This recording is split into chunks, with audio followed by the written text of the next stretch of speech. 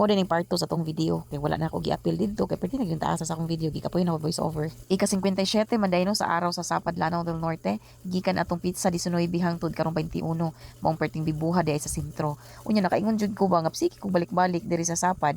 Unya karon pagyud ko kaanhi sa isla.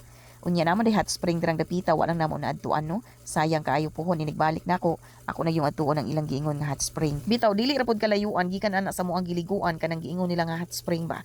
Unya ato na bisitahon para makita pod nato kung unsa ba gyud na siya. Kay naintriga sad ko ba kaniingon sila nga hot spring. Unya perting inita hot god no. Bitaw pwede ko no kalutuan sa itlog. Ilang taon na to kung tinuod ba. Bitaw ba ma-amaze gyud ta kay naman day hot spring diri sa tong dapit diri sa Sapad. Unya wa gyud ta kahibalo no. Taga diri ta no pero wa gyud ta kabalo na day hot spring diring dapita. Gawas na ay cold spring na po day hot spring. Bitaw ba kinahanglan po day nato laglaago ng atong dapit kay daghan pa maday kay mga nindot nga mga dapit diri sa Lanao del Norte nga wala pa gyud nako naadtuan. Unya makaingon ta nga perti nagyud king daghana sa nangaligo karong adlaw ba.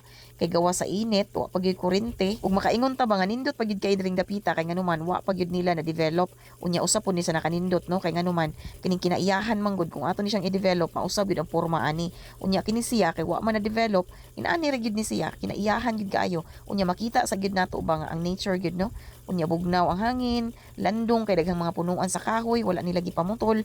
Unya na preserba gyud og ayo. Puhon-puhon daghan gyud kay mo bisita diring dapita no kay syempre ubay-ubay ng mga vlogger nga nakalaag diring dapita. So mao nga ako gyud pud ning gilaog ato pud ning ma-vlog kay para pud makita sa ubang dapit nga naa pud ay kapasigarbo diri sa Lanao del Norte. Kung makaingon ta ba nga mura man pud og katong suba nga laagan nila sa Siargao kana ambak-ambakan nila ferry walk ba.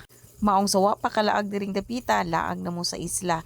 Unya di mo mabalaka kay lagi peaceful na. Og shout out ta sa atong mayor diri ug sa atong vice mayor, nga grabe ang ilang pagdumala no. Makita nato ang kalinaw unya progresibo pod ang ilahang lungsod.